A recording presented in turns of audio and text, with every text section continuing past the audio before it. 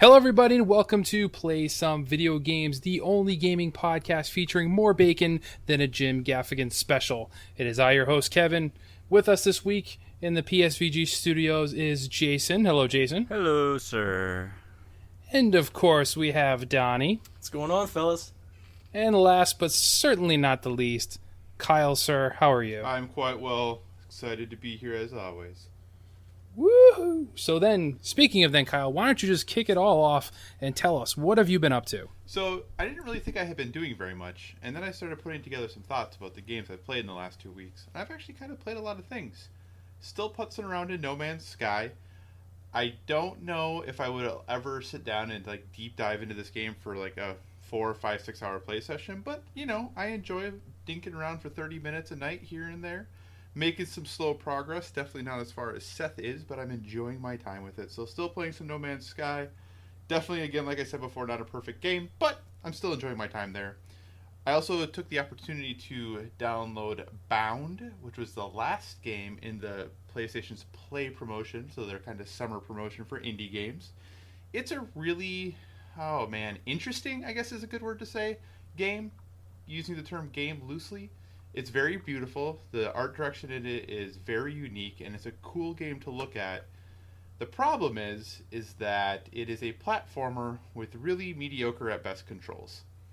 So that's really frustrating, because there was multiple times where you would try to be spacing your jumps, you're figuring out your jumps, and I would way overshoot or way undershoot, and I had no clue why or how or any idea how the character did not stay on the straight and narrow. So it's pretty to look at. It's really short. I think I beat the entire game in well under 2 hours. There's a trophy for speedrunning it in 50 minutes.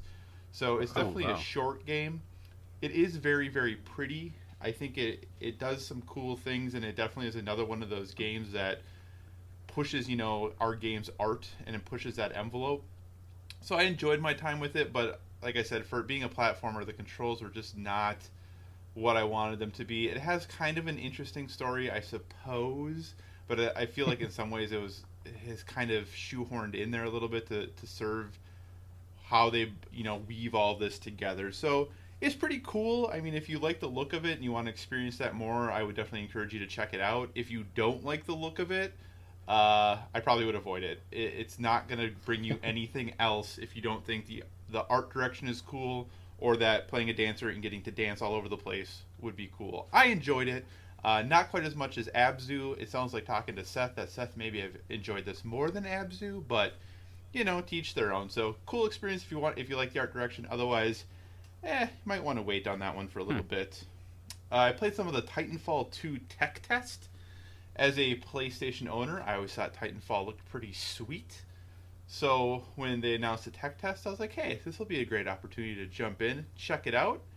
I'm not going to lie, I was a bit disappointed. That was way not as fun as I thought it was going to be. Really? So, yeah, I don't know what it was. I don't know. Just something about it didn't quite click with me. And I know that they said, and I actually played before we hopped on to record tonight, I played a little bit again since it opened up this weekend again. And they definitely made some changes. You get Titans much quicker. They made some changes about it, but I don't know, maybe it was just because of the group of people I was playing with, maybe it was because of just the modes that were available, but I felt like, and I get this when I play COD and things like that too, but everything that really existed is objective-based games, and people are just running around killing each other, not so much caring about the objectives, and that kind of drives me crazy. The last game I played before I came down here to record tonight, I was the first place person on my team, and I scored probably 3/4 of our points. So, and it's not like I had a lot of kills, but I'm the person focusing on the objective, and I just feel like, I don't know, I just didn't really have a ton of fun with it. So I'm still hopeful. I think the single player campaign might do some cool things, but I don't know if I'm going to pick this one up this fall now. This left not a bad taste in my mouth, but definitely not a I need to get this right away taste in my mouth. It definitely cooled my expectations on Titanfall 2. So also jumped into Bully. Kevin is playing Bully, so I said, hey, I have it. Why don't I play it as well? Man, I don't know if that game aged very well. So I'm not very far into it. I've only played it about an hour, but the controls are not quite what I wanted them to be. The structure of how your days go, I don't remember it being quite so not frenetic, but I feel like you have to make like I'm going to go do this mission or I'm going to go to class, but I Yeah. never have time to go do the mission and get to class, which I guess is probably Yeah. part of it. But then I'm like, well, I'm going to go do this and I'm going to run away from people until I can try to sneak into the classroom, and it just I don't know. It's still interesting. I think it's a cool concept. I am not enjoying it though as much as when I originally played the game. I still plan to try to finish it, but I had all these grand memories of playing it. Now I'm jumping back in, and it's maybe not quite living up to what I expected. In addition, I have started Deus Ex: Mankind Divided. I have only played approximately 30 minutes of it, so I can't talk too much about it. But so far, something just seems off. Hmm. I know there's been some reports about how the voice acting or the soundtrack does not line up really well with the animations, and that's true. Mine initially were really off, like a second behind. So you'd hear them talking, and then a second later the lips would start moving. So I thought maybe it was an issue with my PS4 or something. So I restarted everything and started again. Same issue still existed. The gunplay feels just like there's no weight to it. Like when I'm shooting, I don't feel like anything is really happening, but that also probably has to do with because the sound is off a little bit. So it's been a little weird so far. Like I said, I'm only half hour or so in, so I still have a lot more to play to really, give a good, clear idea of what I think of it. But initially, I'm like, man, not quite what I was hoping for, especially with the reviews coming in as strong as they did. So maybe things will shake themselves out. Maybe things will get a little bit better as we go. I am excited to continue playing and going a little further, but initial taste, not quite what I was hoping for. So from the gaming standpoint, I guess not a lot of really great things. Now that I look back and thinking about how I talked about everything, I feel like I didn't like anything. But on the plus side, I did play a new board game. I played Castles of Mad King Ludwig. So this game I loved. So if nothing else, board game saved the day these last couple weeks. In this game, you are building a castle, which it sounds like for the king. You have a specific objective for yourself that just you have to do, and then everyone else who's playing has their own specific objectives. But then, in addition, there are objectives for everyone to meet. So you're trying to kind of meet the objectives for everyone, and then your secret ones that other people don't know, you're trying to meet those objectives as well. One person is what they call the master builder, and they basically set auction prices for a random selection of rooms that become available. So you might have the secret objective of trying to build a lot of sleeping chambers, and then the master builder looks at the 5 or 6 rooms that are available, sets different auction prices for them, keeping in mind what they want to build, trying to keep in mind what other people might want to build, and then if you are not the master builder, you pay the master builder the money in order to build that room. The master builder pays the bank, you all build your rooms, next person becomes the master builder, new rooms become available, they set the auction prices, etc., and the whole game just continues on like that. It's actually a really interesting concept. It definitely is a little bit of a mind game trying to figure out what everyone else is doing. I only played it as a 2-player game, so I'll be honest, it was pretty easy to hose the other person because it became pretty evident pretty quickly what they were trying to do, and you could see how much money they had, so it was easy to set prices higher than they could expect or higher than they could pay, or at a point where it's like, well, if you want to build this, you're going to give me all of your money. But I think if you had 3 or 4 players, it definitely would make it a little more challenging, so I'm looking forward to playing it again, but with more people. But even with 2 players, I would still recommend it. It was a really good time. That is Castles of Mad King Ludwig. And I think for gaming, that is it for me these last couple weeks. Boom. Bully. I'll just jump in next then, considering I've been playing that as well, too. I will tell you, though, Kyle, if you only played an hour, give it a little bit longer. I think I'm on chapter 3, so it's Christmas time now at this point. You still have the same mechanics where, like, hey, you have to decide whether or not to go on a mission or go to class. But for some reason, I don't know if it's because I've been playing it longer and I'm used to the mechanics at this point, it does seem a little bit easier to go run your side missions and then go hit up a class, or possibly even 2 if you time it right. So it does seem to ease up a little bit. The voice acting throughout it is pretty terrible anyway. That doesn't change. I mean, that's just classic old school Rockstar games right there. So it still feels very much like a Grand Theft Auto 3 or a Vice City type scenario, but it does become a bit more fun as you venture out more into the city, off campus and stuff too. So I'm enjoying it a little bit more. If anybody cares to follow and not actually have to play through it, I've been streaming it all to YouTube, so it's there for all you guys to enjoy as I'm kind of pounding my way through it. The other interesting game of note I played is Poncho on Wii U, which if you head over to our website, you can read my full review on there. But I had a lot of fun with this game for something I wasn't expecting, actually anything until I heard of it. It definitely hits home for an old school gamer like myself. It felt just like an old school NES game, side scroller, classic type thing, but it added a cool little gaming mechanic that would allow you to jump into the background or out into the foreground to get by obstacles or go a different route to get to your end goal there too. So I won't give too much away on this. You can read the full review on the website or see the review done quick on YouTube as well. But had a ton of fun with that one, so that was a pleasant surprise. Other than that, on gaming, I've just been playing. I did purchase off the Nintendo Summer Sale my 3DS the Harvest Moon New Beginnings, I think it's called. That was simply on a whim because I hadn't played a Harvest Moon game in I don't know how long. So I was like, this ought to be kind of fun. It's, not super similar to Animal Crossing, but it has, kind of a similar feel. Yeah, I'm having fun with it so far. I haven't done too much, maybe 2 or 3 hours into it. So just kind of getting used to how everything works in the town and on my farm. But it's pretty fun. Snagged it for like $10 off, so you can't go wrong there. Other than that, I did also, Kyle, I played a board game, a new one. Well, kind of it's a card game, but this one's called One Night Ultimate Werewolf. It is an iteration of a different game that I believe Kyle is familiar with, but this is the abbreviated version of the game that makes it easier for more people to play. Super inexpensive. I think it's regular price like $17 at Target, and I got it for like $15. But you can play between 3 and 10 people, and it's for ages 8 and up, so it was a great opportunity to pick up something that I could play with my girls. And they have a lot of fun with it. To kind of summarize it, you shuffle out some cards, and you also have a couple cards in the middle of the table. And you look at your card, and it assigns you a specific role, whether you're a villager or there's different categories. But basically, if you're the werewolf, you don't want to be caught.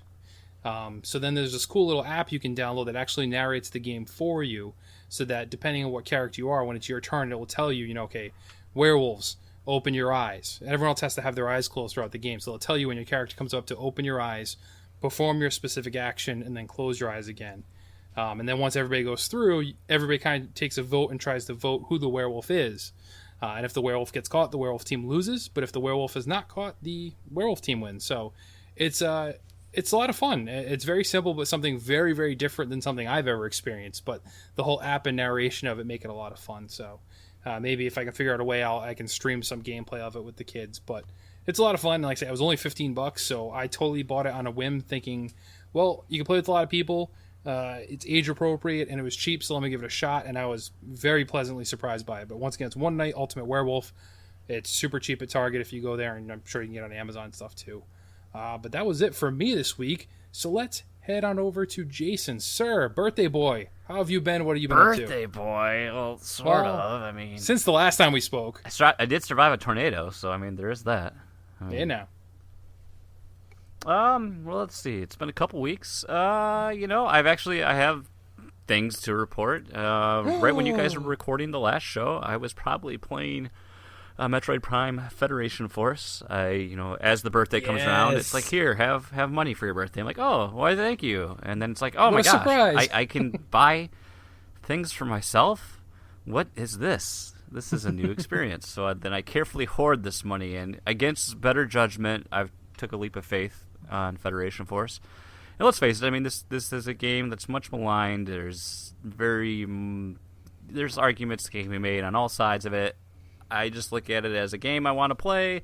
I don't care so much about the Metroid Prime name and this and that, and I'm going to be butthurt about everything. And I just took it for what it is. It's a multiplayer first-person shooter on a tiny handheld, so why not? It's mission-based, and what I like about it is, I mean, you can play it solo, which I did like the first mission, but I've played multiplayer ever since then, which is, random people I've yet to play with anybody yet from my friends list or other people I've tried to set up a game. But what mission are you on? I am on mission 6, I believe. I think I've done the first 5, maybe mission 7. A lot of times when I go online, I just end up replaying them because I just want to try to get the a better medal unlocked. You get a medal based on how many points your team scores throughout the mission, or I just want to get more mods to throw on my little bank. But I don't know. The game controls well. I think the missions are paced well. There's enough variety so far between just go here and get this item and extract yourself, or do this. It keeps it fresh feeling, and like when you're playing with other people, they last 10 minutes at most. I think that's a lot of the scoring guideline for you, so you can really like get in and get out real quick. And I will say it's a little disorienting when you're playing, and they have, in typical Nintendo fashion, since we don't have voice chat, we have these little quick chat icons where you can hit a button on the D-pad and you have just this preset message that plays. But it's a little like I said, disorienting when you read that message in English, but it comes through in Spanish. Because I've played with some Spanish players, and I think I had a couple Japanese players as well. So it throws you off a little bit. But I wouldn't be able to play with these people and communicate natively. So, it works. I think it's a solid game. I mean, I don't know where I would put it score-wise, but I'm having fun with it, and I think that's all that matters. So I think it's worth, if you're mildly interested in it, I think it's worth taking a risk. And the other game I've played right now is I'm actually working on my first review for the site. So it's another game called Talent Not Included, which releases on the 30th. So you have to look for the review then. I can't give away my secrets now, but no. It's been fun. It's been a fun little playthrough. And then I did buy Animal Crossing New Leaf today as well. Yay! Finally. Finally. It's only came out in 2013, right? 4 years ago. Hey, you say that, but Nintendo's updating. They're bringing DLC to that bad boy. That's true. It's an evergreen title. I'm really excited to hear what the mobile version of Animal Crossing is, because I think that game's. I think Fire Emblem is going to translate really well, also. But I think Animal Crossing will be a great game for that, and it'd be really cool if we see some sort of functionality, maybe. I don't know. It'd be kind of wishful thinking, but especially if we saw some sort of console release with like the NX or something that would, somehow we'd have some migration through there. I'm asking for a lot here, guys, but no, you're really not. Not by normal standards. I mean, yeah, because you think about by it. Nintendo standards, maybe. This year, the 3DS is 7 years old? 6? Yeah, probably about that. Yeah. Somewhere around there. And when that thing came out, I mean, think about what it didn't have. It didn't have Miiverse. It couldn't export screenshots.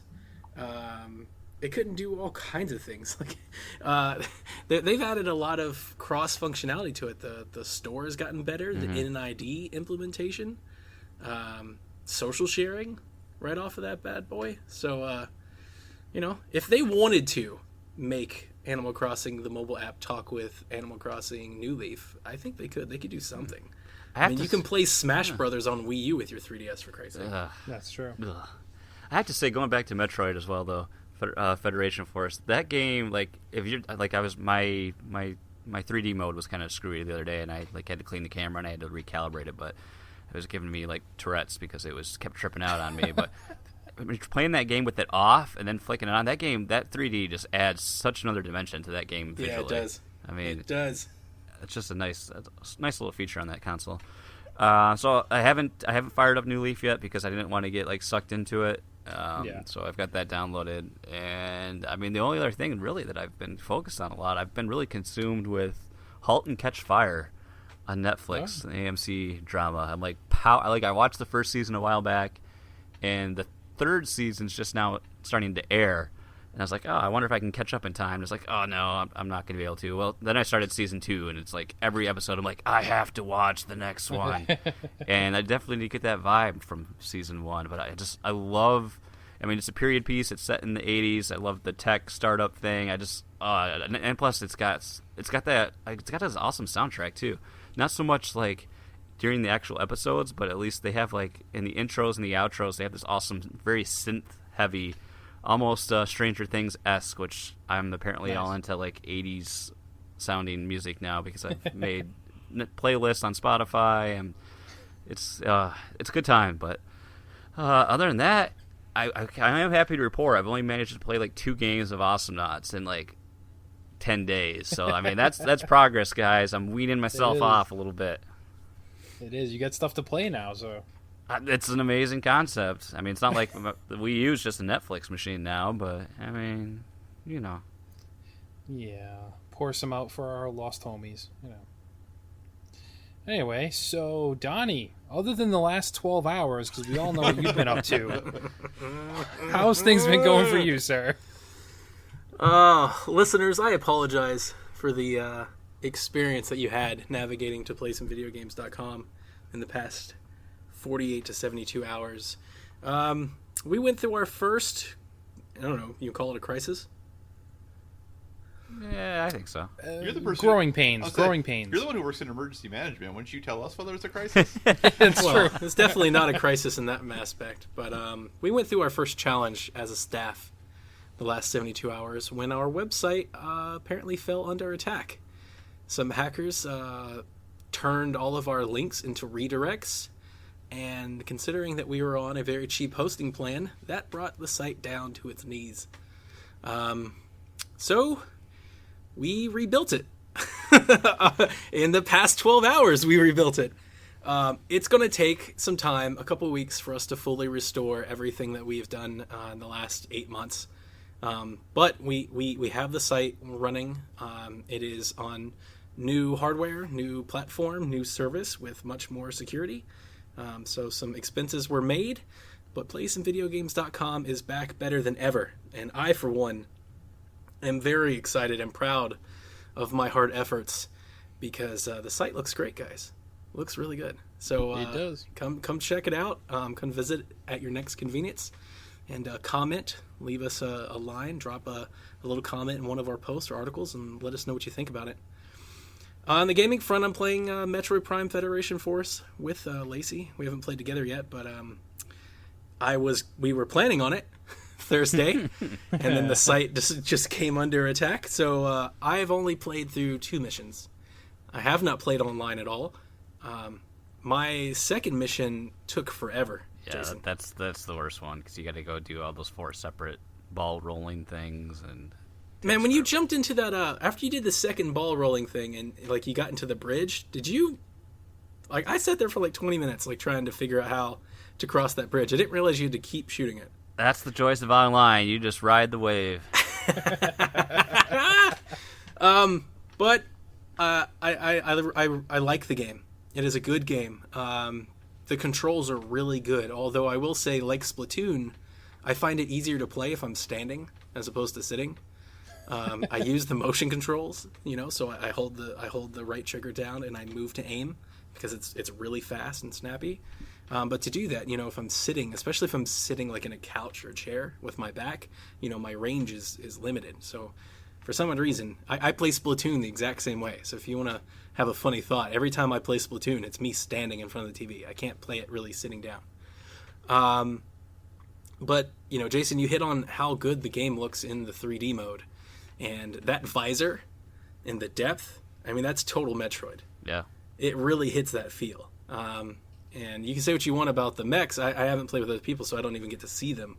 All I am is just, through the visor. Wait till you unlock the mech customization because they have. I've got some amiibo kits already. Okay, well they've got ones that you unlock with medals too that actually look pretty cool. Like I've got one that has adds these flame decals to it. So, yeah, I mean it's not a lot, but I mean. I got that one in Blast Ball, so I know exactly what that one looks like. I like though. I feel like I'm in a mech though. It does enough to different. I don't feel like I'm in. You feel heavy. Yeah, I don't feel like I'm in Samus's power armor. I feel a definite difference. So I think that's a good point to make about that game. I'll throw you one back, man. It kind of feels like an Armored Core game. Oh wow, yeah, I could see that. But it's definitely heavy, especially when you're jumping and floating. It's very heavy. Like you definitely feel like you're operating some machinery. I'm rocking the Metroid, the Samus Aran amiibo customization outfit, and I also got one that looks like black and white camo, has this Metal Gear feel. So I'm enjoying it. Again, we'll have a review cast, or Jason and I will tandem a review or something later once we've completed the game and finish it together. But it's good. It's definitely good. It's worth the money. I have no regrets with it. I mean, I bought the game for Blast Ball, so everything on top of Blast Ball is cake for me. I think with this one at least, you're going to compare. A lot of people it's easy to compare this to Triforce Heroes because they're both very a multiplayer online focused game. But at least with this one, I feel like you could actually play it single player. Unlike Triforce Heroes, you can use those doppels, but that's a real pain in the neck. Yeah, and you can't. I think this one's going to have a little bit more legs in that regards, because that's the downside with these games, especially on a portable like that, is you really put an expiration date on it, because once other people lose interest, you're out of luck. Or if you wait too long to get the game, you're out of luck. I mean, let's say you never got Triforce Heroes. You're like, oh, yes, I'm going to get this. I'm going to play with people online. You got it like a year and a half down the road. Yeah, good luck finding a game, because there's probably zero. You should also mention it has a download play. I haven't played it with my kids yet. It does. I wasn't sure if it did. It does, yeah. I'm a little leery to try it because I do think the controls might be too much for my son, who would be most apropos to join me. I don't think my daughter would really be interested. I came into the game with incredibly low expectations, though. I think that's the one thing that separates me from everyone else is I'm not a huge Metroid fan. I was interested in the game because it's a shooter. And if you have a 3DS and you like your 3DS and you wish it had shooters, then I think you definitely should get the game because as a shooter, everything aside, it performs remarkably well. It is a shooter. It kind of feels like I'm walking around with like Halo 1 in my pocket, because like the graphics are good for a portable, but they're not like, Halo 5 or anything like that. So it almost feels like I'm playing like a retro game. Makes me wish there was like a GoldenEye 007 port to 3DS. How much fun would that be? Oh, that'd be so good. Yeah. The control scheme, it works. Anyway, I also posted a review this week on the site. I played Worms WMD for Team 17 Digital and reviewed it on Xbox One. Also recorded a Reviews Done Quick over on the YouTube. I really enjoy Worms games. I always have. I made the mention in the article. My favorite Worms game is Worms Golf. It's on PC. Jason, you ever play it? I have not. It's free. It's a lot of fun. Look it up. It kind of blends golf gameplay, like you hit the ball with like the worms destructive environments and everything, and you can blow stuff up. You have to navigate around obstacles to get the ball in the cup at the other end of the course.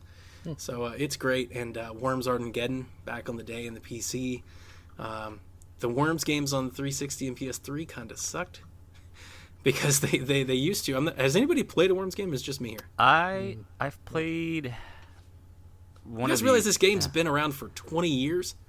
God, I did after I read your article. Yeah, they've been cranking these games out forever. We played one back in the LAN party days, and I don't remember which one it was, but I remember it had the holy hand grenade and like the sheep missiles, and it was still one of the 2D ones, but I don't remember which one. It may have been Armageddon. I think that might have been it. I played one on 360, and maybe that was that one. I can't remember, but I played one on 360. So Armageddon is the one that most people like fondly remember, probably most likely because of the holy hand grenade. And this new one, Worms WMD, is very much Worms Armageddon, kind of remastered and redone and brought up to snuff. It's a Worms game, so it's turn-based strategy game. You go back and forth. Got 7 maps. They look beautiful. Everything looks very Rayman Legends-ish, Kyle. I know you played that game. It's very pretty to stare at. Overall, I think the game's a little slow. I'd like to speed it up a bit. Most turn-based strategy games these days have some sort of fast-forward mechanism. Yeah. This one kind of lacks it, so you do kind of find yourself waiting. But my son definitely loved it. We played it. We streamed it together a few times. And he really enjoys blowing stuff up, and he loves customizing these worms' voices and outfits and making them say ridiculous things. He literally sits there for like 30 minutes at a time in the editor and just messes around with that. Outside of that, we've been playing the Games with Gold this month over on Xbox One, the WWE 2K16. And guys, that is a really good wrestling game. Really good. The last wrestling game that I played, let's see here, WWE 2K14 on PC. I played it on Steam because they had like some sale where you got all the DLC and everything with it. I think I played that game maybe 2 days and I quit and never played it again because I had all these quick time event like chain stuff that you had to do, and it was really hard. It was like, they were kind of going the UFC route with the WWE series where it was like tons of combinations and everything, and that's not what I want out of a video game. I know that I'm not. I mean, I am a WWE fan. We watch the show every week, but I'm not like a huge WWE fan that I want it to be like a simulation. I just want to beat the snot out of somebody with a chair, for 10 minutes and have fun and laugh with my son. And WWE 2K16 is definitely that. The game looks incredible. I was stunned how far this game has come in 2 years. The Undertaker, for instance, looks like my wife was like, "Are you guys watching the show again?" Like, it looks real. The chunk looks great. So I had a lot of fun with it. My son's playing it every day because he is the wrestling fanatic in the house right now. And we are just enjoying it a lot. It's probably the first subscription game in a long time that I have really sat down and played. I'm getting probably my year's worth of Xbox Live this year out of this game alone. So that's it for me in terms of what's been going on. It's just been a lot of work on the website every waking hour until we get it fixed. And all those games that I just talked about, I played before Thursday. Was that not the highlight of the N64? Were those games? Oh God, yes. It's got to be those, or best. we still have those. I mean, we still play those. I mean, yeah, it's got to be that or GoldenEye. I think if you're a shooter fan, you're going to go GoldenEye. If you're a sports fan, you're probably going to go those WWE games. But those, I'll tell you, we've got No Mercy, Revenge, World Tour. Do you have WrestleMania as well? Yes, we have WrestleMania 2000, and we still play them. Like, I helped my son recreate all of his favorite characters from today in those old games, and they still hold up. God, Go ahead. I kid you not. When I was in high school, we used to get like, I would hang out with some guys from the basketball teams, and we would get together before like practice. And I think sometimes before games, too, and we would always do the Royal Rumble mode. Mm-hmm. Oh, yes. The 40-man, and then we would alternate. When you got thrown out, you had to swap out controllers, and then the last man standing would win. And first time I ever showed up to the event, I won with Pat Patterson. Oh, my God. And we actually had a belt that was made out of like paper plates, like aluminum foil. Oh yeah, this full belt, brass tacks, the whole thing, and I had it in my trunk for like the rest of high school. So those are some of the best memories playing that. And then like before football games, like my senior year, we'd always play NFL Blitz, GoldenEye, and some of the other stuff. Oh, we've got that one. Good times. It was about 3 weeks ago. I sat down and won the tag team titles in WWE No Mercy with my son. We tag teamed through the campaign together. So we sat there like maybe 4 hours on a Saturday and played WWE No Mercy on N64. Oh, so good. But all right, enough about us. Let's get to you guys. And each and every week you like to send us some little notes and questions. So it's time to dip into the messages. Message for you, sir. Our first one comes from, I'm going to have to use your screen name because you didn't sign your email, pcalico84. I'm pretty sure you wrote an email in before because I recognize the y'alls at the end of the email. So I believe he's the one who asked about the Ninja Turtles back in the day. So this one's actually going to be directed only to Kyle because he's the only one with any experience with this. So he says, I've been watching a little bit here and there of the galaxy hopping on YouTube. Besides resources, upgrades, and just running around and exploring, what is the point of No Man's Sky? Is there a big bad, a war of some sort, or a cause to fight for? Why should I buy this game? I would like to hear y'all's thoughts. So, Kyle, I'm just going to throw it to you, man, because you're the only one here, other than Seth, who's not on this week, that has any experience with this. I've watched a lot of video, but that's I think Kyle has a much better experience. So here's the answer. If you enjoy collecting resources, doing some moderate upgrades, and running around and exploring, you should think about buying No Man's Sky. If you want a big bad, a war, or some cause to fight for, you should not buy No Man's Sky. Not gonna lie, that's pretty much it. You're running around, you're doing stuff. There is a quote-unquote point. Obviously, you're trying to get to the center of the galaxy. But the game, I mean, they tried to market it with like the 4 things: the fight, survive, explore, and trade. It's really an exploring game. That's really what it is. There is some survive depending if you get to a rather toxic planet that has high radiation or something. But for the most part, it's exploring. It's finding cool things. It's trying to find dinosaurs and things like that. If you're not into that, you don't dig that, that doesn't sound fun. If you don't want to deal with resource management, there's really no reason for you to get it, to be totally honest. So like I said, I'm enjoying it, but yeah, there's no war, there's no big bad, there's none of that. You know, it's been an interesting process to watch play out with everything that keeps happening to this game. And it's unfortunate at the same time, too, because I think it gets a lot of flack I think people are just looking for everything to go wrong to point it out. But I feel like this game, like especially on like coming from the PC perspective, I think this would be a great game that would make an awesome early access game where you can get players in it and then they can develop and expand. Because I think the bones that have been laid there are awesome. I think it's something that they could add more to it and build out over time to really make a more of a further experience for everyone. But it's, I don't know, like there's like this big thing I saw on Reddit where, because of course they talk about PC numbers, which is, I think this is much more game that's targeted at PlayStation, but it's all time. Like I'm looking at a Steam chart right now. It's all time peak was like, of course at release they had over 200,000 people playing it, and as of an hour ago there were only 13,000. So I mean, just huge drop in player base. But I don't know. I don't know. It's a shame because it was a game that looked like it was going to be almost revolutionary, and then when from the time of the initial announcement and then the time when we actually were able to get our hands on it, it seemed like it was a game that was like 75% of the way there and just kind of missed the mark. And instead of being like, wow, this is a great foundation for something greater to be built on, everybody's kind of just like, oh, this is crap, I don't want to play this is the worst game ever. It's like the internet being the internet, if you will, just pounding into submission. Yeah, exactly. But so I mean, I honestly, I think I probably will still give this a shot at some point. Is it something I'm going to pay $60 for? No, this is more like a $20 purchase for me, to be honest, but I would still pay money for it. It does kind of intrigue me. I like sometimes playing a game that has no end point or no focus really, so I'm okay with it, but I'm going in expecting that.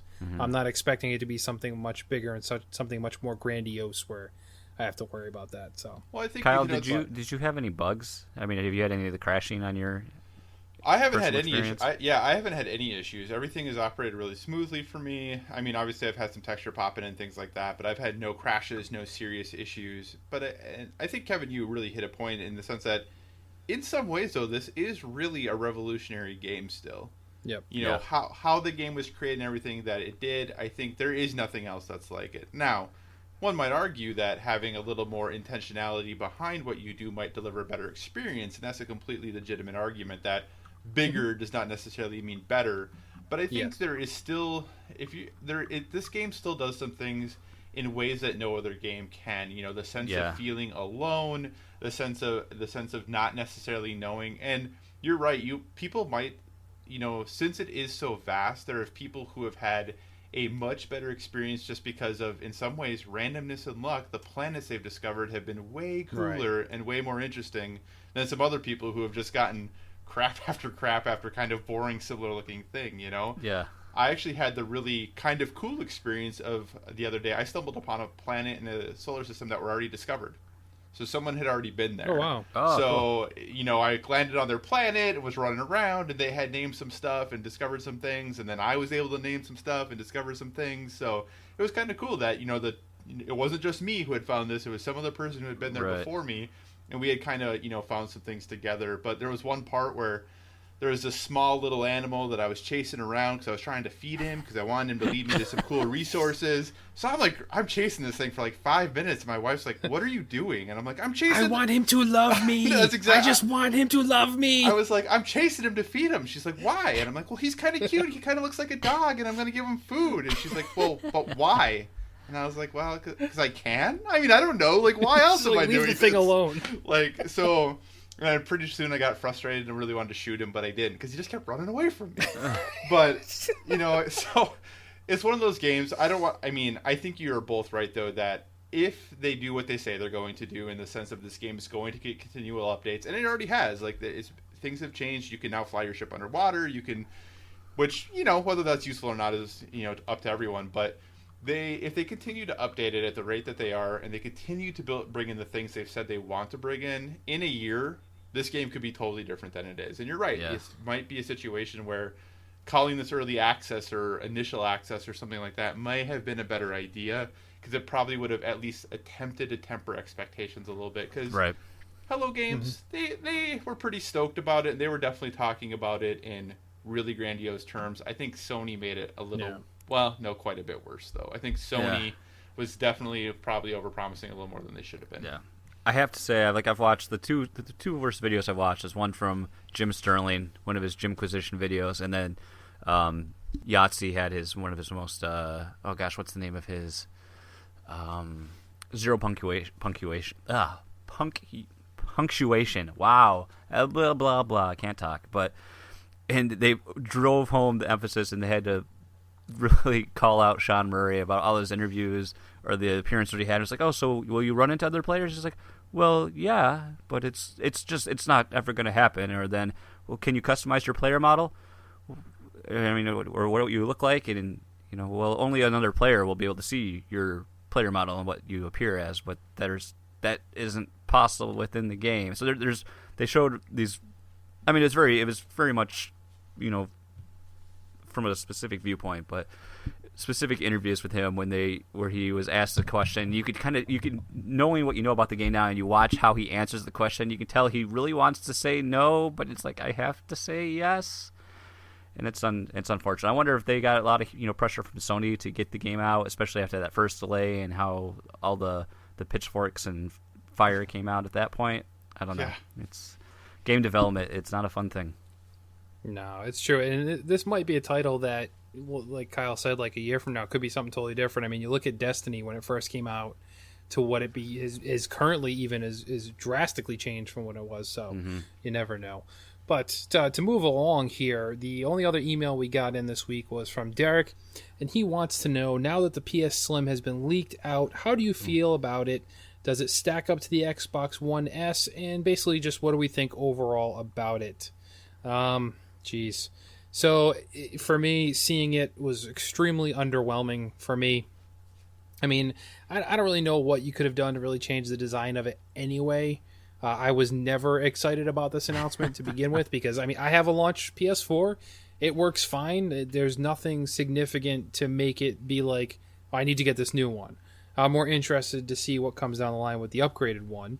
But, I mean, at least with the Xbox, they made changes. The giant power brick is gone. Like, things like that. Like, those were things that changed. With this PS Slim, it's literally just, we're going to make it a little bit skinnier, but it honestly wasn't that big in the first place. So to me, it's kind of a non-story for me, but that's just me. Hey, with the power brick, I could pretend I was catching ghosts, Ghostbuster style. Throw it out in the middle of the floor, stomp it.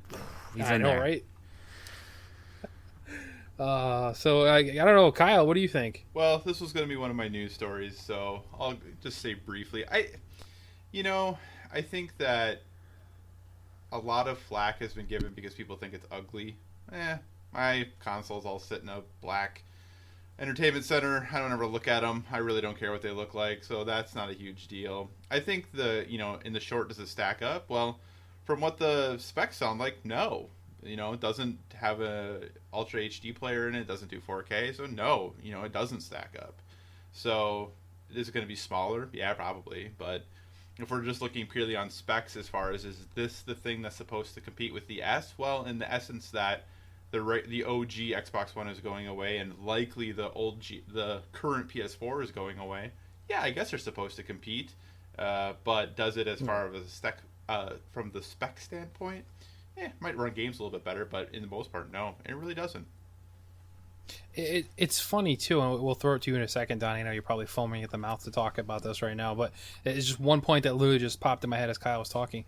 It's funny how the internet and people overall are kind of poo-pooing the PS4 Slim because there's not a lot of things changing. What I would like to kind of turn it a little bit saying is, well, PS4 didn't launch with that many issues in their hardware that they really needed to do anything different. They didn't need to hide a giant power brick because it just has a slim power cable. So is it an instance, too, where people are kind of knocking PS4 for not changing things, but in essence they never had to in the first place, whereas Microsoft kind of had to address some of this stuff versus PlayStation? But devil's advocate there. But Donnie, what are your thoughts on it? Oh, was it Wednesday that I had a day-long argument and rant with some of our favorite Twitter followers? I think it was either Tuesday or Wednesday. You had a couple good ones in a row. Maybe that's why we got hacked. Gonna show Donnie Reese what's up, that son of a... It was those MTTG guys. Maybe so. Shots fired. So PS4 Neo. Here's the issue with PS4 Neo. Is that, or not Neo? I'm sorry, Slim. I so badly want to talk about the Neo. The Slim isn't that slim, and that's my number one complaint with it is that it's not drastically smaller. It feels like it's not necessary, and I went back and forth on Twitter with Jace. Jace Plays Games. Shout out. Good friend of mine, good buddy. And he's telling me all about how much money they're going to make and how much money it's going to save and how much 2 inches of plastic costs if you manufacture. And I don't care. I really don't care. I don't care about it at all. I don't care about how much money they're making. And I know that they're a business and I get it and all that. The PlayStation 4 is selling so well. It's designed so well. Why don't you just sell that until the Neo comes? And you're like, well, we've got this new one, and it's 1 inch smaller on all. It's like, oh god, that thing to me, it looks like a cutting board. By the way, it looks like a cutting board, or like an Oreo ice cream sandwich. That sounds delicious, actually. Yeah, that doesn't sound Hold bad on. at all. Can we pause the podcast real quick? And I absolutely hate the rounded edges. Am I the only one?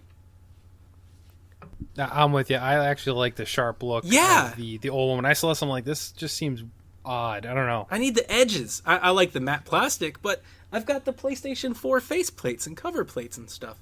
And that's apparently out the window or something. I don't know.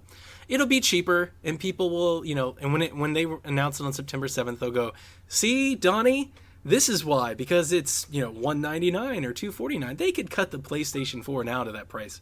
Like, they've been selling it at MSRP for $350 for 2.5 years, Kyle? Been like since launch? Well, launch was $399. Yeah, so I mean, it's been a long time. I mean, they could cut the price and come down just like Xbox has. Right. I think the biggest problem with it is appearance, and next to the Xbox One S, this kind of isn't that great, right? Like the Xbox One is upgraded and it's got those sleek vents and it's got that beautiful style and it's white and like it's with the Xbox One S, Microsoft. Whoa! Color has nothing to do with it, Donnie. Don't start that argument. No, colors have a lot to do with it in the hardware game. Black consoles matter. Good hashtag. With the Xbox One S, Microsoft here, they had to fix everything that they did wrong, right? So we're going to take the Kinect thing out. We're going to make it slimmer. We're going to give it a little boost in power, make it sexier. Like they're fixing all the things that was wrong with their first one. The PlayStation one feels, and I know it's not because I know that they, that they've got R&D and everything, but it feels like it's because they came late, because they didn't announce at E3, because the Slim came late. It feels like they're just, it feels like it's their answer to the S, right? It's like, well, they've got a Slim, so we have to have a Slim. And that's just the appearance that I get from it. So if you're excited about the PlayStation 4 Slim and you can't wait to buy one, you have my blessing, but I'm just not super, super excited about it at all, actually. Well, I think, and since this was going to be my news story, I'll just drive home what I was going to talk about potentially in there. And I think, the PlayStation 4, they have sold at a profit since day one, which is kind of unusual for a console. But I think their goal, if I could guess, is that they are able to manufacture this version of it even far cheaper than they are now. So they want to try to drive the price down as much as they can so that people are not comparing the PS Slim with the Xbox One S. People are comparing the Neo to the Xbox One S. So they're trying to drive that price down. So when Neo becomes out, whatever the Neo is, people are gonna compare that with the S, because I think Sony realizes that unless they went completely back to the drawing board, which I doubt they did, that there's no way the Neo can compete with whatever Scorpio is gonna be. So I wouldn't surprise me if they're like, well, let's try to drive this price way down, and give some room and give some space between the Neo and what this is, so we can have our quote unquote entry level console. And then our one that is quote-unquote better, than the S, because it's going to be a little bit more powerful at a similar price point as to what the S is at. So that's what I feel like their plan is. And then they're going to be like, well, hopefully we don't die when Scorpio comes out. But I could be totally wrong, too, obviously. Until that event in September, this is all just conjecture. That is true. Only time will tell. So, thank you everyone for sending in your questions. We would like to remind you, don't forget to send us your questions each and every week. You can reach out to us on Twitter at _PSVG, on Facebook, on facebook.com/play some video games. And of course, you can always email us, as long as we're not being hacked, at podcast@playsomevideogames.com. So, gentlemen, it's time to move on to the main topic of this evening. We're going to talk a little bit about online gaming, but not necessarily playing online. We're going to talk about the platforms and services that each of the big three offer, such as PlayStation Plus, Games with Gold, and Nintendo with whatever it is they try to do with their online gaming. But before we dive into it, because this is kind of tied in a little bit to what we talked about last week, I did want to give Kyle and Donnie a chance to talk about some of their favorite quote-unquote free games that they've gotten with Games with Gold and PS Plus. Since everybody else talked about it last week, Jason, I apologize in the sense, since it does not apply to you, unfortunately. I had Games with Gold for like 2 iterations. Oh, that's like true. 2 months of it. I had a 360. Do you have any titles you'd like to talk about that were your favorite? Well, I think I actually only downloaded 2 ever, which was Dark Souls. Okay. And I actually had never played it up to that point, and I quickly learned I don't want to play this game again. And what was the Sleeping Dogs? Right, that was the Grand Theft Auto clone. Yeah. Yep. But I never actually played it. I had it downloaded. Oh, you missed out. That was one of my top picks. And I feel like there was something else I played too, but I can't remember. So I mean, I think I never really took advantage of it, sadly enough. Nah, but we'll get to you though in the questions on this one. So let's throw it to let's go with Donnie first. What were some of your favorite, quote unquote? I know you don't like using the term free games. Some of your subscription games, yeah, that you got on your platforms. There, take it away. Well, first and foremost, WWE 2K16.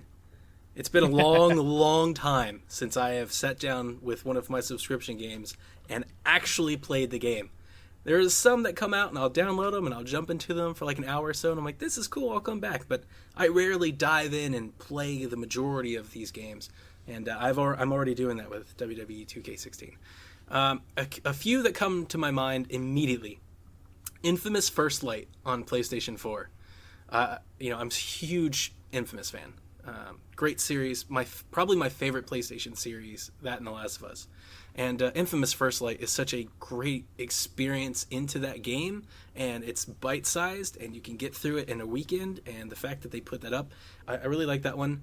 Rayman Legends came to Xbox One, Games with Gold. I played it on Wii U. I also played it on Xbox One. If you haven't played it yet and you got it, you should boot it up. The game is absolutely gorgeous. I love the art style.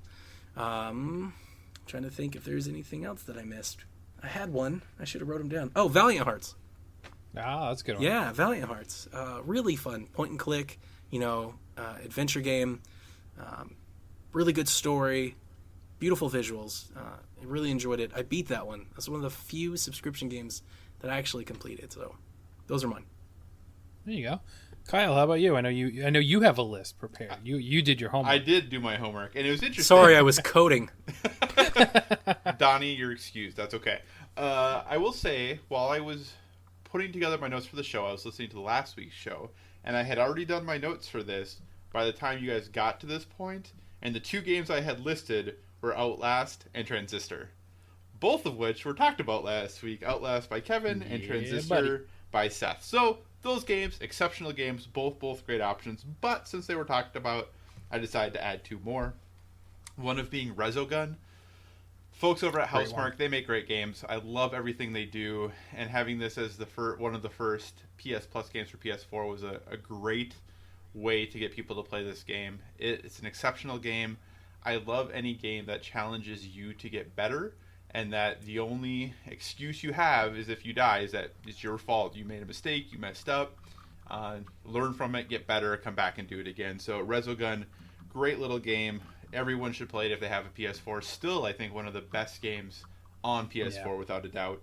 And then the other game is actually a game that is I got for Vita and PS4, but I've never played on my PS4. I've only played it on my Vita, and I'm pretty certain it will stay on my Vita forever, and that is Binding of Isaac Rebirth. I am horrible at this game. I can't wait to play it on 3DS. But, I've been waiting for it for a long time. I love it. It's so great. It's a fantastic game.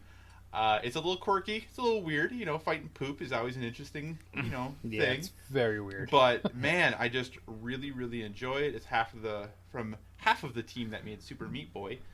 But it's a great little game, and I whenever I pull up my Vita and I'm scrolling through what to play, that one always jumps to the top of the list. So, Binding of Isaac Rebirth, excellent game. Highly recommended if you haven't had a chance to play it yet. All right. Weird day. You guys don't have enough Indian food, I guess.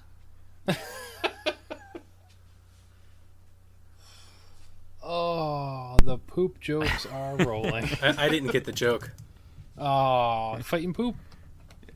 Nothing. Indian food, fighting poop? Okay. Sure. Moving along. Lacey's got the best jokes this podcast. I know. He talked about I'm turning fine. on the 3D adds a whole new dimension. I was like, yes, it does, literally. Mind Whole new blown. dimension. I didn't even catch that. I didn't even think of that as you said that.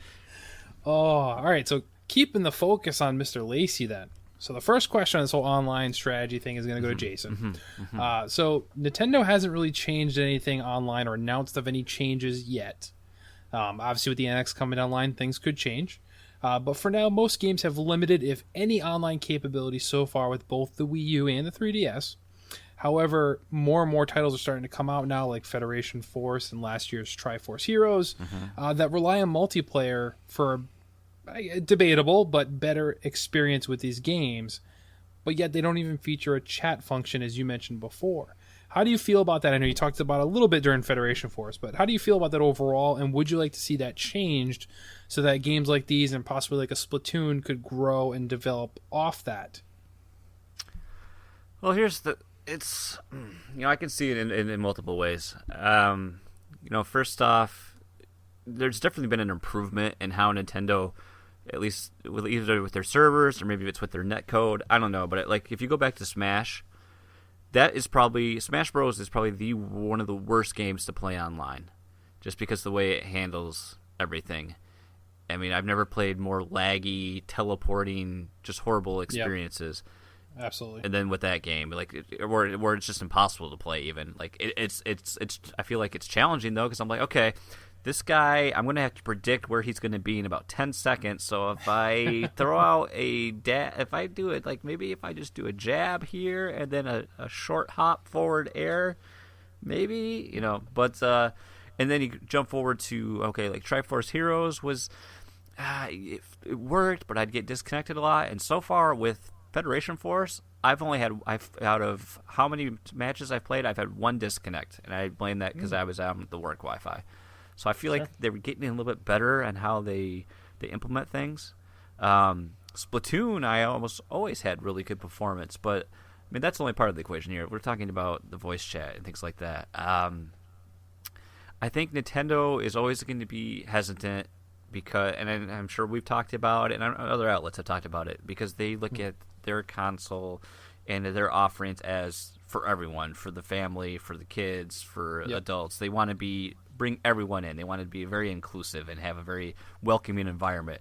And let's face it, wide open voice chat doesn't quite promote that atmosphere. No. Especially, I think I've listened to different podcasts and they say why they're always so comfortable letting their kids play a Nintendo console, because they know they don't have to worry about a Call of Duty kid telling their child how active their mother's sexual lives really is. Things like this. So, they can just worry free about that. So I feel like there has to be a best of both worlds approach where Nintendo can kind of maybe open things up to, you have chat with people on your friends list or, something like that, and not a completely open, environment, but something that can be controlled, can be locked down, give, if it is going to be open, parent, I think, as, people that grew up more with gaming, for us, for example, we're very familiar that, a console is going to have parental controls and features like that, so we can really, we can control what our kids have access to and what they're doing with the system. Prior to that, other parents probably aren't going to be, have no idea that the features like that Right. exist, and how do you correctly communicate that to them? Nintendo couldn't even communicate to people that the Wii U was a new console and not just a controller. Right. So, there's that whole side of things as well. Now, as far as a service though, I would happily pay for something if I was going to get something more. I understand that a voice implementation like that, it's going to require more infrastructure, higher server load, and then you might have to offset something like that to your player base. That's perfectly acceptable. If it's something that works, I think that's fine. I would like to see, why don't you incorporate like what we need to have on a new Nintendo system is we need to have a unified account system. Tie it into you pay so much a month, tie it into a unified account system, tie it into this whole My Nintendo, and let's get our if I'm paying anywhere from $10 and above a month for this, well, guess what? If I bought a virtual console game, let's say if I bought Super Mario World way back on the Wii, guess what? I now own Super Mario World on everything. I should be able to access it on my account on a 3DS. I should be able to access it on the NX. I want it all the way across, because that's unfortunately what, as Nintendo fans, we've done. Every time we get a new system and the virtual console a game gets ported to it, we're like, oh, yep, I'm going to buy that again. Let me buy, I mean, even you guys have bought, you've had multiple copies of some of these things. So I want to be able to buy it once and have it cross-play on everything. And I think if I'm paying, it's a subscription plus game, so to speak. Yep. So it's true. It's true, because I was going to pose this as a separate question, but you've kind of already touched on it. So I was going to ask you, if Nintendo were to come out and announce a program similar to a PS Plus or similar to a Games with Gold, what would you like to see added for that value? And would you even be interested in them pursuing it at all? Which obviously you are, as you stated. And I think that paying $10 a month to have your backwards compatibility, I'm on board right there. Right there, I'm on board. If I can get back all my Wii, even my original Wii console titles, the virtual console titles, and Wii U and 3DS, that would be fantastic. Yeah. And if you want to charge more than that and do the exact same price point as PS Plus or Games with Gold, then give me a couple of free virtual console titles a month, and I would be more excited for that than I currently am with PS Plus. But I don't know about you, but that's just me. I think, and the big problem is too, we haven't seen, there's no consistency either between, there's only certain games get released on the Wii. Yep. On Wii U, on 3DS, there's no consistency. It's kind of all across the board there with what makes the jump. And then if I am paying this premium, let's bring back some of the physical awards for like My Nintendo and stuff. I mean, yes. I mean, I have 70 coins now on my Nintendo account, 70 gold coins that is, and I was like, oh, I can get nothing I want. Yeah. If the Super Mario Kart was on the 3DS, I would probably do it, but it's on the Wii U, and I'm like, yeah. But it makes no sense, because I've seen quite a few titles. Like one of the ones I wanted to buy last month was Metroid Fusion, and that's available only on the Wii U. That doesn't make sense. It was a Game Boy game. Why can't I play it on my 3DS, which is far more capable than my Game Boy Advance was? Tricky with that emulation. Yeah, we even see 3DS titles, not 3DS titles, but original DS titles that are available only on the Wii U and not the 3DS, and it just makes no sense to me. But yeah. You're right. I want to see some uniform cohesiveness with all that. Speaking of My Nintendo, they need to bring up some more like $1,000 coin items. Besides, like Zelda Picross was a launch one, and that's still sitting there. Because I'm just cashing in Mitomo points every day, and I've got like 2,000 silver points now, and I've got nothing to burn them on. It's true. I bought the WarioWare Touched or whatever for the 3DS. I think it was one of the ones that was offered at the same time as the Picross, but it's not available now, I don't think. Nope. But yeah, you're right. I don't see anything else anymore other than the Picross, which I have enough coins for it myself, but I'm personally, I'm not interested in it, so I haven't bought it yet. I'm just waiting for something new to pop up, and it's just like, okay, I can get this 10% off coupon for a title I don't want to buy. It's very odd. Or all these games I own. But I don't know. I think it's going to be baby steps with Nintendo. I mean, I think they're doing a better job of listening, to people, but I think they're still going to be a little bit behind, because they're not going to be on an equal footing with Microsoft or Sony. No. They're always going to be in a different space, but maybe there's something they can do similar. But I do see. I mean, I think that's the number one thing that people always clamor, and gripes they have with games like Federation Force release, that we have no way to to communicate like that. And I mean, yes, there are ways around it. Like for instance, my oldies, there's the Splatoon, there's Discord, there's third-party applications, but we shouldn't have to to resort to that. I mean, it's great if I have a computer because I can just run my one time I've only done it once. I ran my Wii U, I hooked my gamepad up to my line in on my PC, and I ran all my audio through my PC. And I had Discord, so I had right in my earphones, I had my Discord audio, I had the game audio. It worked awesome, but I don't want to have to do that. Or if it's like with my 3DS, I want to be able to kick back on the couch. I don't want to play my 3DS sitting into my computer. Too much work. Yeah. So that's my thoughts. I don't think it's crazy to ask somebody to use a different service. But if they're going to ask that, if that's going to be their solution, I'd like the solution to be integrated into the console. Yeah. The Wii U has their little Skype channel. Sure. But it's like Wii U chat, but you can't use it in gameplay or anything like that. No. If they had Skype on the console that you could just snap into or something and use, but then it was on you, the parent, to control it, for your kids and stuff like that. So if you want to let them do it, they can. But if that's on you. If Nintendo had that ability to go, hey, we use them for this. That's on you. It's not on us. I think that would be the perfect solution for Nintendo, as opposed to taking on themselves to do it. Because I agree with you, Jason. The minute that some kid, meets a stranger because he talked to him on his 3DS, that's a story that Nintendo cannot afford to have. Mm-hmm. It's just, they're thought of differently in the public than their competitors. Agreed. All right, so Kyle, you've been pretty quiet, so let's throw it to you now. So PlayStation announced this past week it was going to increase the yearly cost of PlayStation Plus by $10. This is the first increase the service has had since its inception. Now, the tricky thing is they really didn't promise anything as of yet in return for this additional cost. For example, more titles for free, maybe better titles, backwards compatibility. They struggle with that as well. Things like that. They just simply stated in their press release that, hey, we haven't ever increased it before, so we're going to do it now kind of deal. I did see today a couple rumors floating around that seem to be semi-legitimate, but I kind of see this every month with PlayStation Plus, is that they're saying the reason they're increasing this, and the reason also they haven't announced next month's PlayStation Plus titles yet, is because they are planning on trying to release at least one AAA title a month with this increase, and it was going to start with Killzone Shadowfall and Watch Dogs for September. Now, time will tell if that's true or not, but if that's the approach, I'm all aboard for that. But let's throw it to you. How do you feel about Sony's non-messaging around this, increase? And how do you feel about its current offerings as PlayStation Plus, and what would you like to see changed in the future? All right, so I'm going to sound a bit like a Sony apologist in this, but I also think that's because I'm one of the people who genuinely feels that the service is worth the price that I pay for it. I know there are a lot of people who either choose only to play AAA games or only have time for AAA games. I really enjoy experiencing a breadth and depth of games.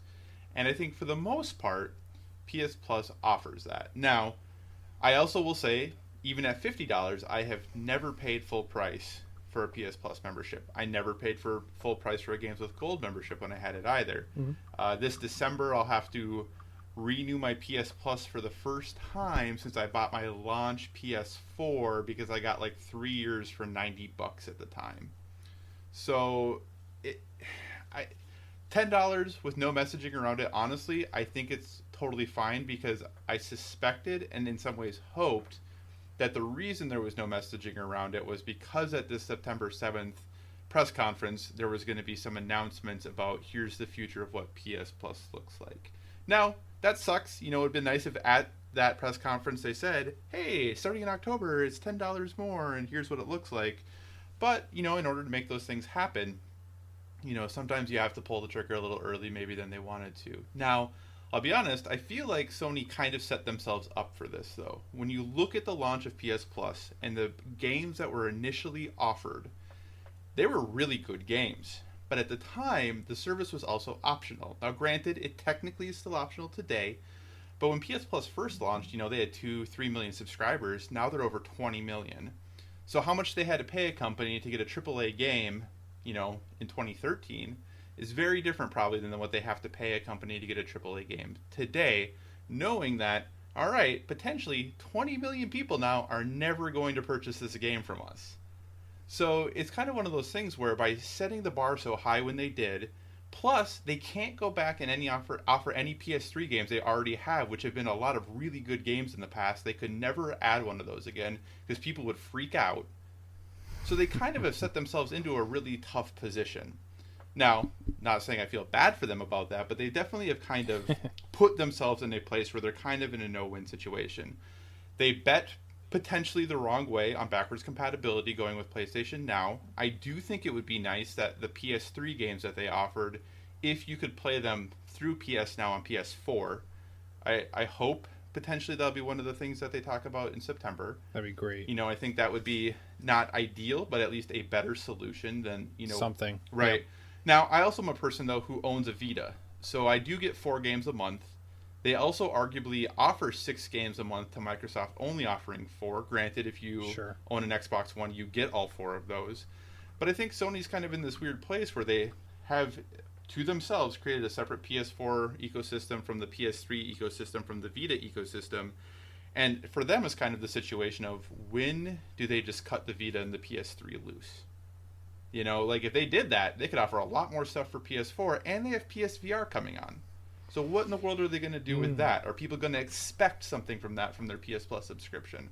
So, like I said, I know I'm sounding like, oh, they're just in this tough spot. I totally recognize they've done it to themselves. I think even at $60, especially if some of the changes that are rumored do happen, it's still totally worth it. But honestly, even if they don't, I still think it's mostly worth it. You know, I've downloaded every game ever. I've played a vast majority of the games, and some have definitely been duds. But for the most part, I've enjoyed a lot of them. So if I were to create my own perfect PS Plus offerings, I would do one of 2 things. Option 1 would be that every month they offer multiple AAA titles for PS4, but you only get to pick one. So like each month they offer like 3 different games, but there's always that like, oh man, I already own that. Like when they only offer 1, you're like, I already own that one. That kind of stinks. Yep. But maybe they offer 3 and you get to pick one of the 3. That would allow them to shuffle some of those games potentially back in the future for people who maybe missed out on one because they only had one of the 3 and they had to pick one, so then the other one they didn't get. People wouldn't be quite so upset if you shuffled them back in potentially down the road if they had to pick one of 3. But that way people get one AAA title.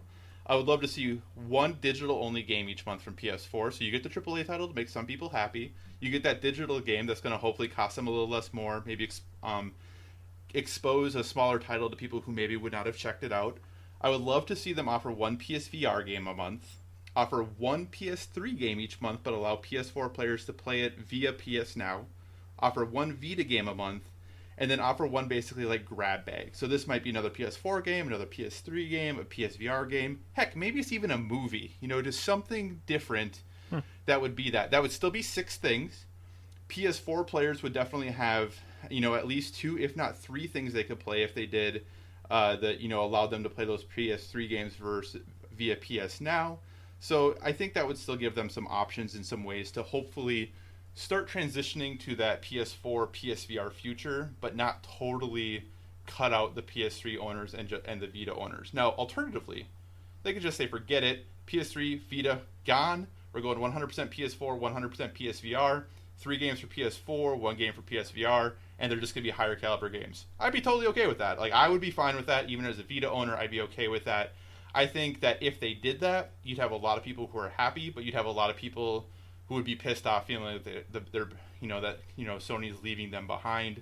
But I think they kind of have to do one of the 2 of those things. I think they either need to start relying more heavily on the PS4 games, offer those PS3 games via PS Now, and then, or just completely move on and say, you know what, we're done. We've been dragging it along long enough. You know, their Vita titles have been pretty rough lately. They've been a lot of PSP games actually. So I think it might be time to let that dog go. But yeah, you know, if some of these rumors come true and that $10 increase results in one AAA game a month, I think that's great. But even if they don't, like I said, I think the service is pretty solid. With a few tweaks, kind of like the ones I mentioned, though, I think it could be an even better service than it currently is. I agree. I like a lot of what you said just then too, and you're right. Some people are still going to be a little butthurt over, you know, being left behind if that's the case. But I mean, PS3 owners, come on. It's been almost 3 years at this point. Let's move on. Let's get a PS4 and let's join the rest of the group with everybody else. So I hate this. I agree. They need to move on. I hate this. You're just blatantly telling people, well, you got to buy new stuff. Yeah, It's me and my Xbox 360 all over again. They're turning off apps that they were supposed to support. They committed to it. Well, Donnie, Wii U. Enough said. Hey, Wii U is not telling me that they're going to keep all this stuff on. No, but they're also telling you you're not getting anything else. A couple things I want to add on to what Kyle said. Absolutely. First and foremost, I was watching a Michael Pachter video on YouTube a couple months ago, and they were bringing up the fact that Microsoft publicly said that they wanted to do cross online play, with like Rocket League and stuff. And he said the biggest reason why it was easy for Microsoft to go public with that was that they felt that PlayStation wouldn't raise the price of their subscription service. Because if they did that and you're paying to play online, he stood to reason that a lot of people would buy PlayStations because it's cheaper to play online than Xbox. And he said the Xbox said that almost as a way of posturing, like, we'll totally allow crossplay, thinking that PlayStation never would because that they were at a price disadvantage. Well, I'm wondering if raising this price has the possibility of making that possible now. If you're paying $60 a year to play online in this ecosystem or this ecosystem, but you can play together, I wonder if that becomes more possible. And in terms of the like the backwards compatibility and stuff like that, my only thing is, they call their subscription service the Instant Game Collection, and my biggest harp with it, at least on the PlayStation side, and it was this way on the Xbox side until they fixed it, is the fact that you amass this library for years. And you grow accustomed to having it, and you keep playing it, and people manage it, and they're updating their OS so people can manage it better. And then, when all of a sudden the last time they had a console, they just like rebooted it and started from zero, and everything that you had in your instant game collection, assuming you did upgrade to their new hardware, was gone. And I'm wondering for me, that was definitely a hard pill to swallow because I had a ton of PS3 games, and I'm wondering if that's a sustainable model, like long term. It's easy to say that one time, but if you go 2 or 3 console generations where this one company has everything that you've amassed in 10 years and this other company only has everything you've amassed on this current piece of hardware, if the current climate, let's say, continues on, that's definitely going to make it hard to compete with somebody's over here is going, I've got 4,000 games that date 12 years because this company has kept this backwards compatibility in all of my games that I've been paying for in the subscription service, and this other one hasn't. Well, I think, though, too, that Sony recognizes that, well, I shouldn't say that I know because sometimes Sony does dumb stuff. I would be very shocked if in the future PS4 games did not carry over to whatever they do next and whatever they do next. I think Sony, well, hopefully Sony recognizes that they have to do that at this point, but they had already committed with their purchase of Gaikai and everything else to PS Now, and I think that, maybe enough people are paying for that it is still making them money, so they don't feel the need to make backwards compatibility a priority. I don't know. I have no idea, but I would be very surprised if moving forward, whether it be Neo or whatever's after Neo, if whatever we have now didn't come with us. Because I think with what Microsoft has said, they have made it pretty clear that is what their plan is moving forward. I feel like Sony would be very foolish not to recognize that they have to make sure games go with people. But who knows? Sony's done dumb stuff a lot, so who really knows? I absolutely agree with you. I feel like Microsoft forced that hand now. There's no way you can sell a PlayStation 5 without that being there. Yep. Like, they have to now. Yep. I just don't know if they ever planned on doing it. Oh, okay. So Donnie, I'm going to cut you off here because you're starting to tread a little bit into what I'm about to ask you. Ooh. So now let's move on to your question. So Microsoft has debatedly been putting out better titles as of late on PS Plus each month. Plus, as Kyle mentioned, given the added value of the backwards compatibility on the Xbox One, so in all honesty, players are getting 4 games a month for their current console if they own an Xbox One. whereas PS owners need to play the PS3 offerings on that specific console if they even still own a PS3. How does that make you feel as a PS owner? And do you think that Microsoft is doing a better job with their program? And what would you like to see done in the future on Microsoft's end? They're trouncing PlayStation in this regard, in my opinion. The backwards compatibility is definitely, it's the padding, it's the icing on the cake, if you will. They've got these Xbox games, and like last month they had Tumblestone, but they also had WWE 2K16. So it's almost like they're mixing and matching. They've got this game that will appeal to some people that doesn't appeal to many, but they also throw something else in that appeals to them. The Xbox Game with Gold for September was announced, and Forza's coming, and it's the 360 version of Forza, but I've never really played Forza, and we've got Xbox guys that love Forza, and I'm totally going to download and play a 360 game just because Nathan and Q swear by it. Absolutely. And I know it's not the greatest version of it, but I'm totally going to play it just to see what's going on. I also downloaded the demo for Forza, and that's kind of how these things, go. Mm-hmm. Look at Rocket League. PlayStation 4, give it, PlayStation Plus, give them all the credit for it. That game took off huge because it was free, because people talked about it. Yeah. And right now in the console space, Microsoft, they've got more, that quantity is overwhelming. It's a quality lineup, but it's also that quantity. Because, let's just say next month, PlayStation has a AAA first-party game. Let's say they have Knack or Infamous Second Son or something like that. If they've got that and another indie game that's not very appealing, and then, Microsoft has a AAA game and then 3 other ones, there's still that saying like, well, we both got the one, but I got 3 more and you just got the other one. I love what Microsoft's doing. If anything, I hope it just puts pressure on Sony to meet the demand. And I think, we all benefit from that. So they just need to keep doing what they're doing. They're doing a great job. Now, do you feel, you touched on it a little bit during kind of rebuttal to what Kyle said. So do you still have your PS3? I do. Yeah, because, and I don't ever see myself really getting rid of it because of 1, for Hot Shots, and 2, for NCAA football. It's the last machine that I have that still currently plays an NCAA football game. And I still play both of those games almost weekly. I never really talk about it on the podcast because I'd be saying the same thing every week, but both of those games are like my go-to, I don't want to think or try too hard type of game. I just turn them on and play them because they're easy to play. Now, the last couple months, I myself have been turning on my PS3 and downloading the PS Plus offerings they've been giving as well.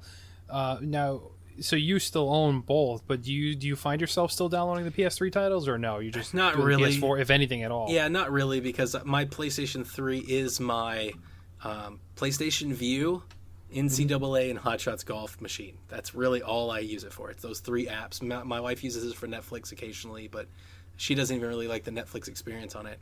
It's really kind of a PlayStation View box because we have that subscription service, and then I've got these other 2 games that I play on it.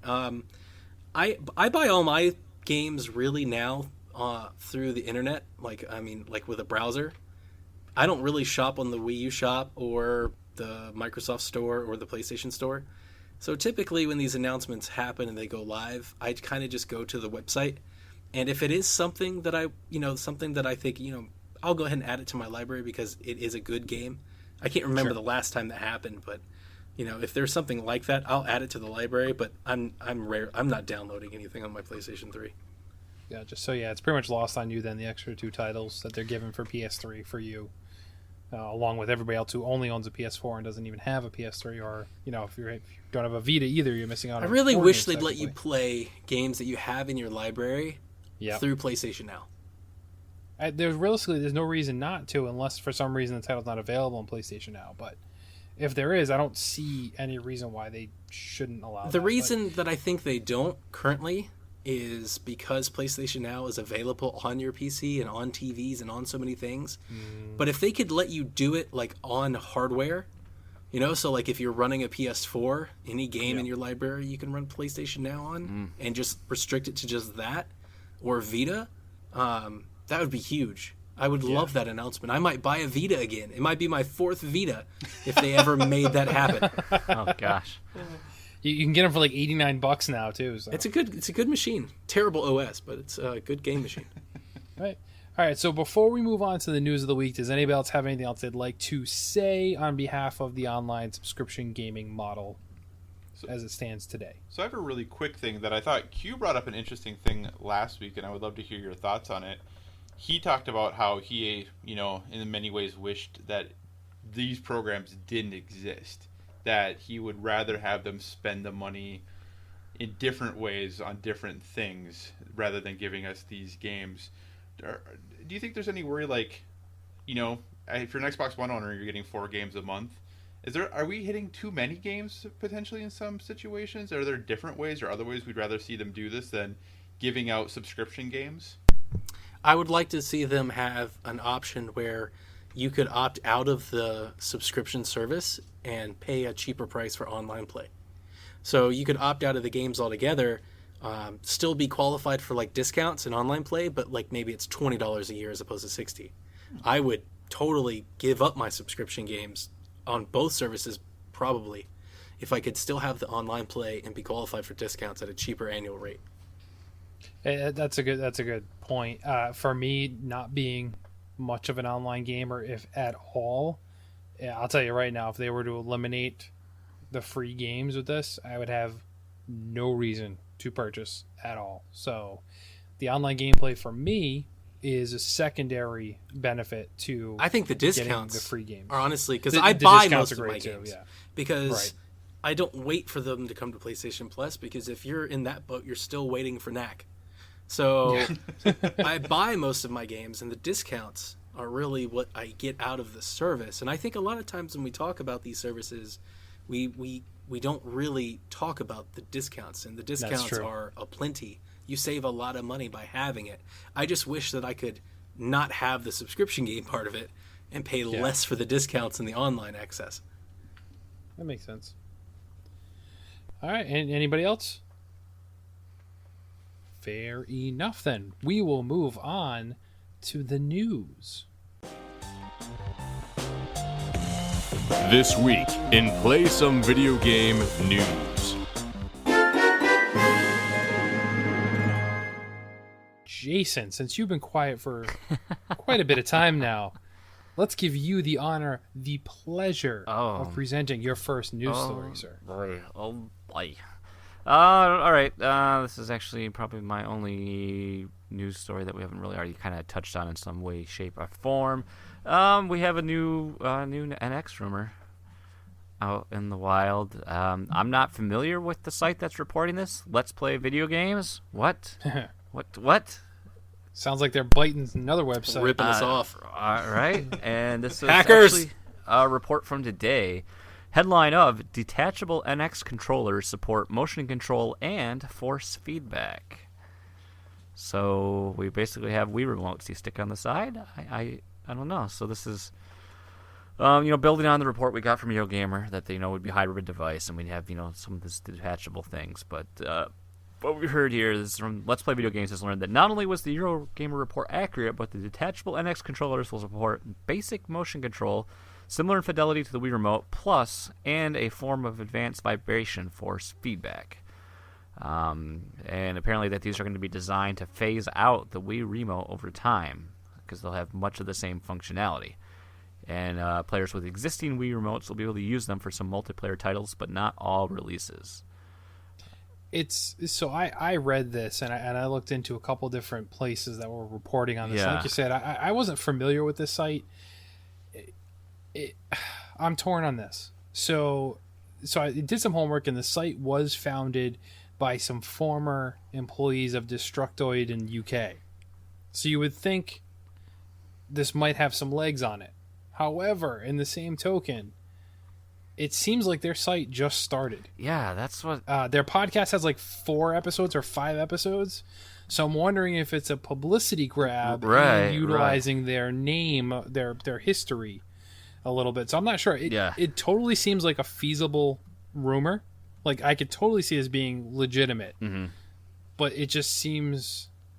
like it might just be I'm throwing this out here and hoping it sticks to get some. Well, it's so funny too, because they came up. The site came up in our chat today too, and I had never heard of it before. And then like they're citing too, just of note that the report's based on 2 independent sources, one of whom acted as a source when Until Dawn: Rush of the Blood leaked 1 week ahead of its announcement last year. Yeah, I don't know, because if you go back to their oldest news, like you said, their oldest news article is from the 22nd, and they've got it's from August. Yeah, they've got 10 pages of news already, but it's all so it's all current, but yeah, it's only from a very short-lived time. So, like we've always said though, it's just this is all we've got, just speculation and rumor. So this is what we run with, and I know we still don't know. Are we going to get that any more information in September? I'm hopeful we are. And Donnie, you might be able to build on this more, but I can't remember what rumor it was, but I saw that your girl Emily was supporting or confirming, or at least supporting another announcement or rumor that came out about the NX. I don't remember which one specifically that tied to. I just saw like a headline on Twitter or something of the sort, but yeah, she made mention of some things that she had heard on. What did she say? I saw it, but I've been so far in code land, I just kind of read it and moved on. What did she say? She said she wanted to post some things about the NX that she's been hearing from developers that have dev kits. And the one thing that I think she really spoke on, if I can get to it real fast, yeah, here it is. She says the NX prototype that's been going around has a 6.2-inch 720p screen. She says the prototype for the docking station has USB ports, at least 2 of them. So those are the things that she's been bringing up. She also says, and I don't think this was a rumor at all, but Game Freak has dev kits, which I would expect them to have. So right, 720p. Portable display, does that do anything for you? I mean, that's a huge leap from... That is huge. Yeah, so... I mean, look at her one tweet, too. It says, when NX launches in March, the 3DS will be 6 years old, the Vita will be 5 years old. Think how much portable technology has been able to change in that time. So, Tons. So possible clever marketing campaign from Let's Play Video Games. Yeah, where's our big leak report, guys? I mean, well, actually, I was just about to get to that. Just make up something. So our news of the week from me is you NX, have a dev kit? It's confirmed. It's confirmed that Nintendo will have a subscription service, and they'll be giving out 3 virtual consoles a week. Oh, so that's amazing! Please retweet that out to everybody. we need the listeners. No, I'm just kidding. Heard it here, folks. Yeah, you heard it here first. Now watch them do that and be like, oh man, Kevin was onto something. Copyright, play some video games. All right, so Kyle, what do you got for news? Well, the real leak is that at the Neo event, Nintendo is going to come out on stage, and you're going to find out that the Neo and the NX are the same thing. But wouldn't that be sweet? Okay, it's the new Vita. I just yeah, want exactly. I want Kaz Hirai or Andrew House to walk out with Reggie and Miyamoto and be like, We Vita, the new Nintendo Vita. I'd be like, well, there have been rumors that at this event, Sony's going to announce a new iteration of the Vita, but that would get me really excited. They're crazy enough to do it, but I don't give me a better Vita without the back touch and SD cards, and I am on board, totally buying in. No, I agree. I don't know though, guys. I mean, come on, PSP Go didn't do well. Have you ever had a Vita? Dude, I worked at Best Buy during the these amount launches. of They games were miserable. that you can play on Vita it's incredible. Yes, but they're all digital, and you got to remember when this launched, the market was not. That's digital. why they need SD cards. The only thing that sucks about the Vita is their proprietary memory card. That's it. Oh. You're like, you want an awesome memory card? How about $120? Like, are you kidding me? Yeah. I mean, I could buy a 3DS for that much money. Let's be realistic. When you sold more copies of NAC than you have Vitas, there's a problem. Oh, but the people that have Vitas buy games though. Yes, the attach rate on Vita is incredible, and that doesn't. It's just like the attach rate on Wii U. Right. Right. But once again, that didn't do so well for Nintendo either, did it? So, anyway, Kyle, what is your news? Though? Let's stop talking speculation. All right, so we've talked about the PS4 Slim, so I will move on to PS Now is coming to PC. So if you are a PC gamer and you've missed out on some of those amazing PS3 exclusives like the God of War series or Uncharted or Journey or The Last of Us, you can play them now. They also have announced that there is going to be a wireless adapter for the DualShock 4 for PC as well. So PlayStation Now, the price people tend to be a little unhappy with. It's $20 for a month or $45 for 3 months. But if you don't own any PS3 games, there's I think over 400 games in the library right now that are part of the subscription service. That's a lot of games for that price. And also, if you want to check it out, you can always get a 7-day free trial. So, encourage you, if you've never had the opportunity to experience some of those very, very good PS3 exclusives, this is a great time to check it out. Yes. Have you played The Last of Us? I have not. Then you should pay $20 and play The Last of Us. Or do a 7-day free trial. I haven't played The Last of Us. I haven't played Uncharted. I haven't played anything after PS2. For somebody like Lacey, at least a month, buying at least a month, you could get a lot of gaming out of your $20. Yeah, because PC Master Race. Infamous is on there. I mean, there's a lot of good things on the subscription service. Hey, you laugh. He's getting all these Xbox games and now PlayStation Now. Like, I'm looking at my boxes going, ah. Yeah, but if you think about the amount of money that I've shelled into this box over the years to maintain it, it's like, He could have all these consoles already for what he's put into it. Jason, are you even considering getting a PlayStation 4 controller? No, I still have my 360 controller. Yeah, I'm doing the same. It still works. I have a feeling I probably would, if I did upgrade, I'd probably get an Xbox One, just because I feel like even though that the support's better now for the PlayStation, especially with Windows 10, it just makes more sense. Yeah, absolutely. I can't hate on you for that. So, Donnie, I know you've been in coding land, but do you have any other news tidbits for us this week? I'm excited to tell you, Jason Lacey, that you're getting some Wii U games in September. Oh, I know where this is going, I think. Yeah, Nintendo's doing a summer promotion in September. A little late there. But Indian summer. Axiom Verge is coming. So is Jotun Valhalla Edition, Noitu Love Devolution, and Severed. And then over on 3DS, rounding out the month, Azure Striker Gunvolt 2. All indie games arriving each week through the month of September. I am trying desperately hard to make sure that we have reviews to go live for each of these games. When's in Rumbo September. Coming out to 3DS? Yeah, I think Rumbo's coming like November. Seriously, it's been delayed. Or not delayed, but they have not listed a date at all. I think it has just I know they had that, Nintendo put out the promo video for this, and I think it just had a quarter date, and I don't even remember what that was. It's still this year, and they showed it at Gamescom. I watched the videos. As Kevin already knows, I'm way on the Rumbo train. Rumbo 3D, Rumbo Pocket's going to be awesome. I can't wait. Yeah, I definitely, I don't have Rumbo, so I think I'll definitely just jump in on 3DS with it. It's going to be so good on 3DS. I like how they're promoting this, but I also like how they're all of a sudden too we're getting physical releases of SteamWorld Dig and SteamWorld Heist combined. Yeah, combo that's pack. Pretty awesome. And then what's the racing game? I can't think of the title off the top of my head. Oh, I know what you're talking about. Fast Racing Neo. Wipeout one. Yeah, that's cool that they're doing that too. I wish. Do you have it? No, I haven't. I haven't played that yet either, and I have SteamWorld Dig on my PC, but I think I've lost my save file when I reformat it, I'm sure, and I've wanted to play Heist. So Fast Racing Neo is totally just F-Zero. I mean, that's what the game is. Without Falcon punching. But that's fine. It's really good. And for an indie game, it looks incredible. It looks, what? Does. Actually, for a Wii U game, it looks incredible. It looks great just on the hardware that it's running on. Yeah, Runbow Pocket is officially slated as now just Q4 2016 with no speculation, even month. I think it's November. Yeah. That's still cool to me.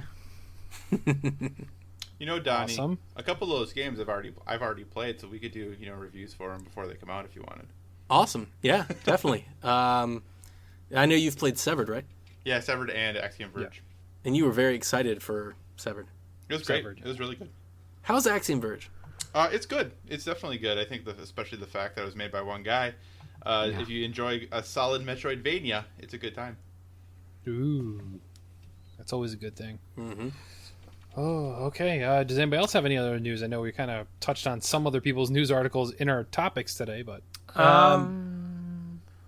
Go ahead, Donnie, because I got to think what my other one was. Oh, now I have it. So I've got two. So I've got two. Call of Duty 2 came to Xbox One back compat, and it actually got a huge performance boost. It's almost locked in at 60 frames per second now. yeah, So if you're dying for some old school World War II action, that's a cheap way of getting it.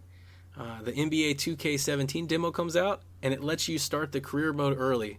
So you can just get in there and go ahead and start the game and play it, for free in that demo in hopes that you buy the new one. The most interesting news that I found this week was that GameStop in their last quarterly reported really low sales, 12% on the gaming front, hardware and software. I think software is a little less. It was like 8% down from what they were projecting.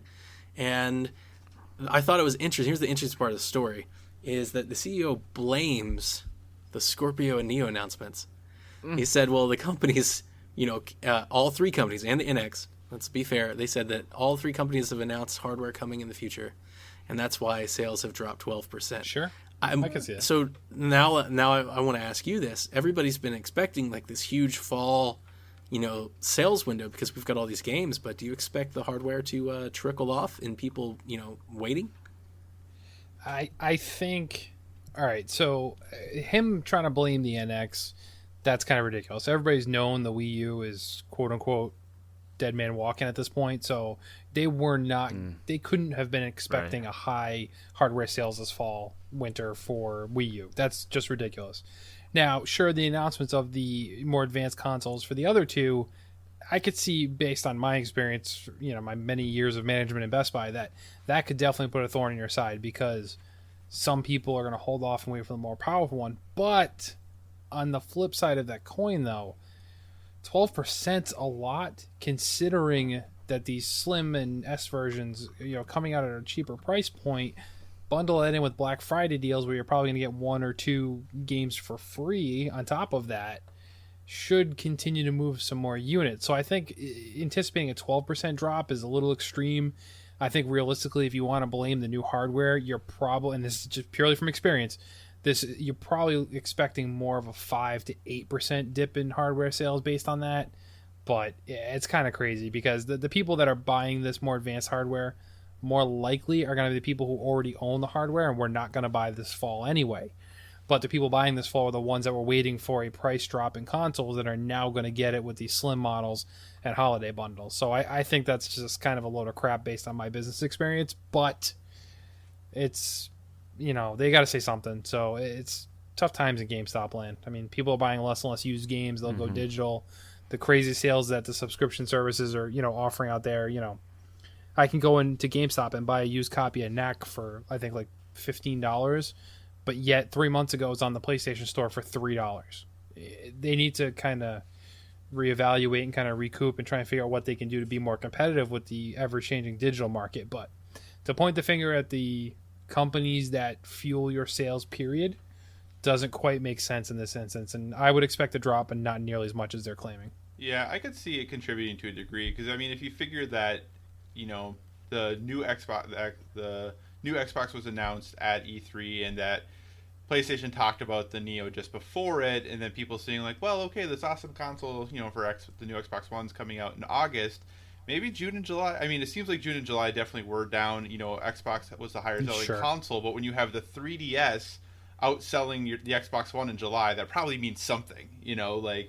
So I could definitely see, like you said, that it probably did contribute, but I feel like things this holiday season are probably going to ramp back up just fine. What I would be really interested to see is that Game Informer, which is owned by GameStop, has been writing more and more articles on their website about designer board games and tabletop games. I'm wondering if GameStop is going to start getting more into that business and start to bring some of those things into their store as well to try to add another line of revenue. I mean, we see Target doubling down on this. I'm interested to see if GameStop starts to go this direction as well.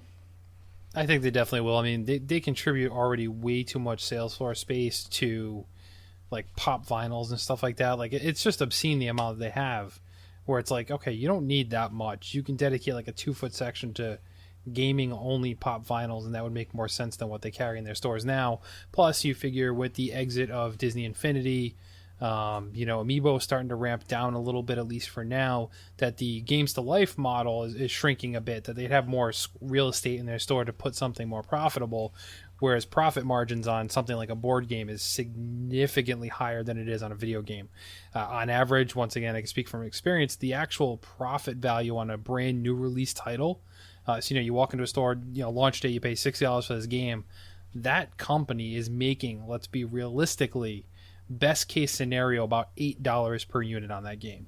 So it's not a huge money-making thing, whereas a board game has a markup on average from about $10 to $20 depending on the actual game itself. So business-wise, it would make good sense for them. The fact that a lot of video gamers are also into board games with the kind of resurgence, the rise of the geek, if you will, right now, it makes business sense to do so. They can give up 4 feet of real estate on their sales floor and invest in something that's going to make them more money down the line, hands down. Mm-hmm. I just got all business talking. Yeah. PSVG. Whoa. Yeah. Boom. Oh, all right. So, Jason, what was your other news article? My last or anything notable, but it's just a fun combination to mash together. Starting number one off, I can't remember what the original or interview came from, but Reggie has said that Nintendo will not repeat the Wii U launch mistakes with the NX. Yes. We have to do a better job at communicating the positioning for the product. Well, no kidding. And it's quote, every time we launch a new platform, every time we launch a critical new game, we always learn. We always do our breakdown of what worked, what didn't, and certainly we've done that with the Wii U. One of the things we have to do a better job when we launch the NX, we have to do a better job communicating the positioning for the product. We have to do a better job of helping people to understand its uniqueness and what that means for the gameplay and experience. Gosh, I hope so. Right.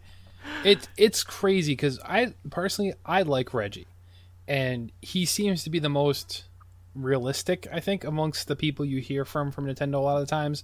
But I feel like higher-ups don't listen to him. Like, I feel like if they were all in a boardroom meeting and they were all talking about something, he was like, hey, but what about if we do this instead? They all just kind of like blow him off. It's still the issue with the multi-breakdown of, Nintendo of Japan, of Europe, of North America...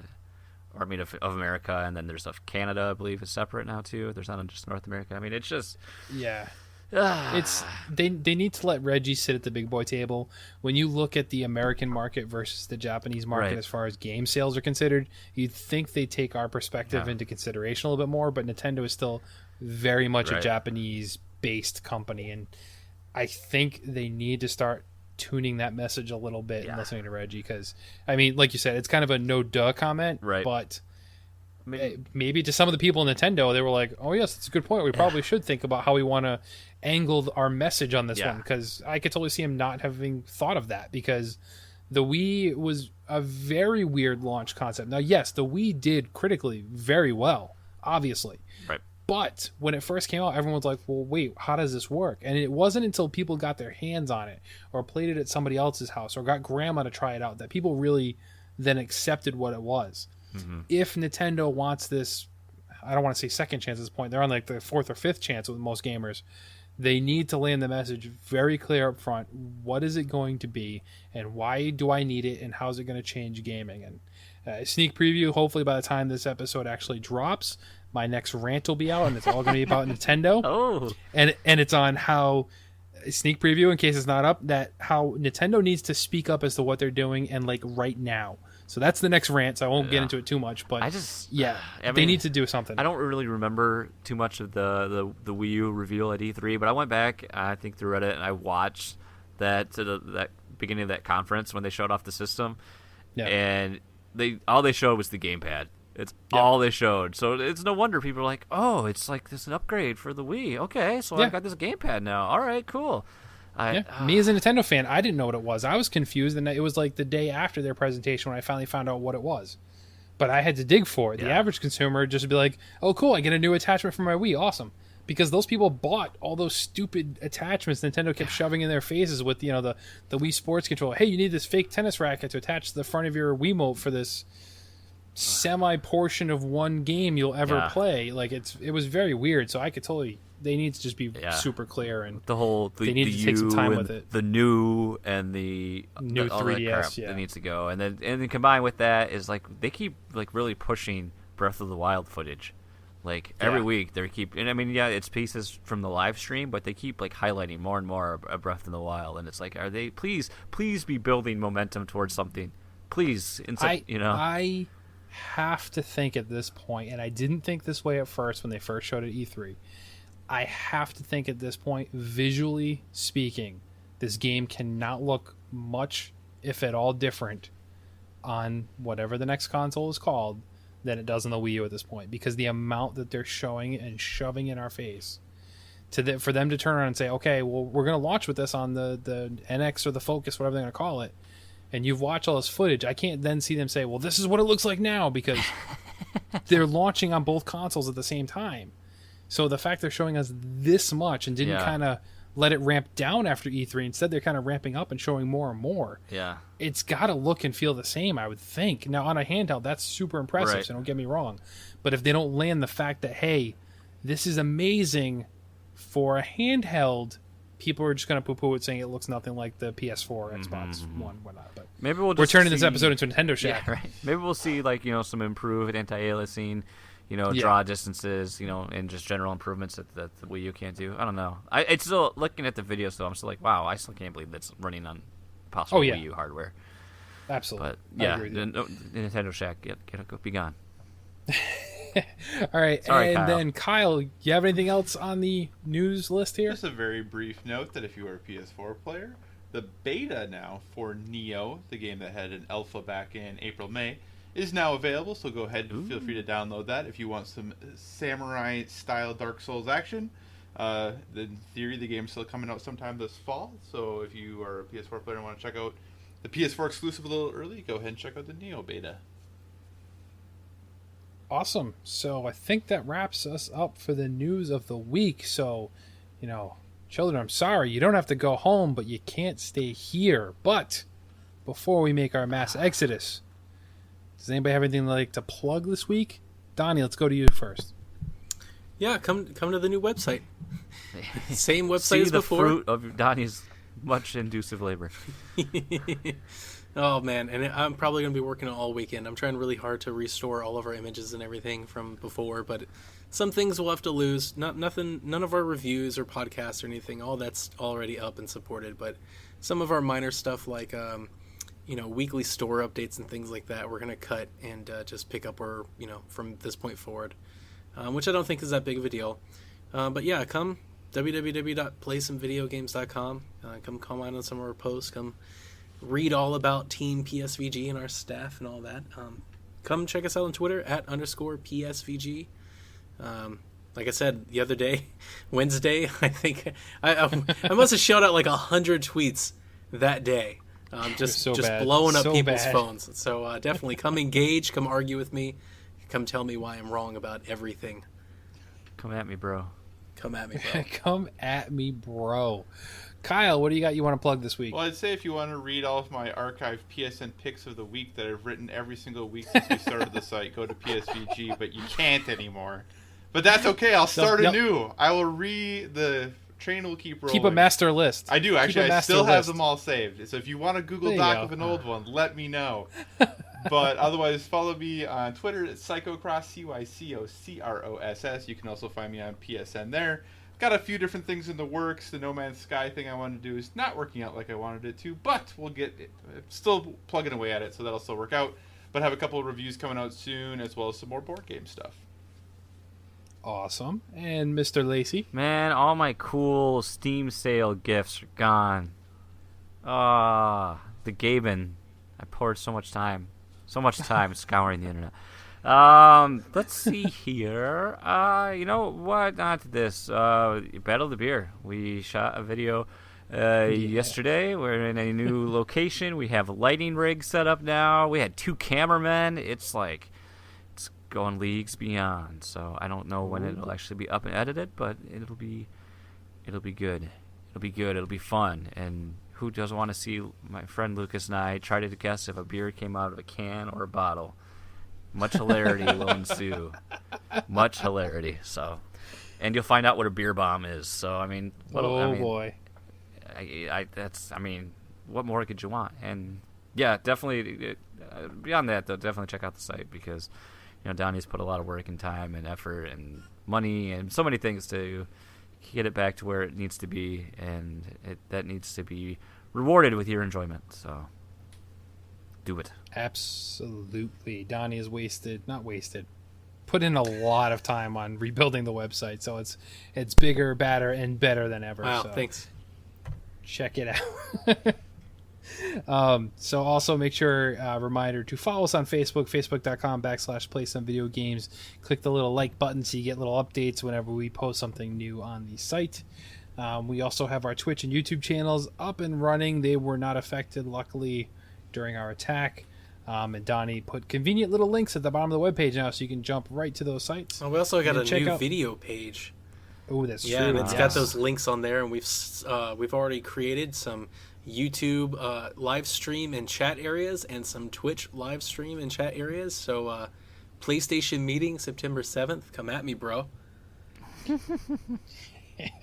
So yes, we're learning from this experience. That's what we can take away from it. We're learning how to build a better website. So yeah, check out the YouTube. You can see Donnie and I, as we mentioned earlier, our reviews, quick reviews of Poncho and Worms WMD, as well as Coach Mo made a rare appearance for a brief bit and shot a video of the unboxing of Deus Ex Collector's Edition. So it was good to hear from Coach Mo there. So make sure to hop over to YouTube channel and give that a little likey. As always, please continue to share the podcast with your friends. We rely on all of you to help get the word out. Rate us on iTunes. We have a fairly favorable reviews score so far, but we need the support of you so we can get back out there and get the word out to the masses. And as always, boys and girls, each and every week I will say it and I will continue to say it. Hackers cannot stop me. Never stop gaming.